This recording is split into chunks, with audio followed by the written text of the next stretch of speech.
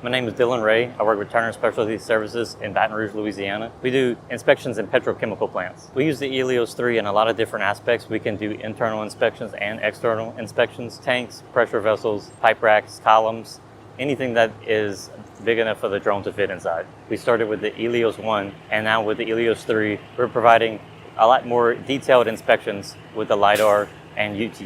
Our customers are very satisfied with the footage that we are giving them. We inspect a lot of tanks and pressure vessels. That's our main use cases. We are using the UT to provide UT readings on each shell course. We're looking at the nozzles to make sure everything's back welded and everything is not corroding.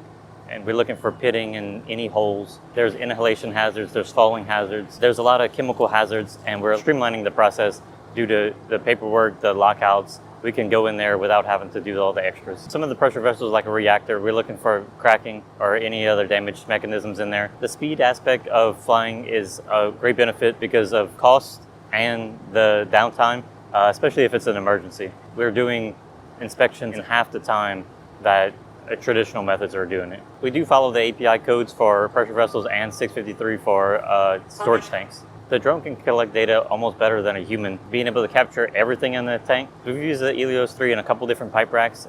It's become a big benefit versus building traditional scaffold or using rope access to manually go in the pipe rack and traversing it.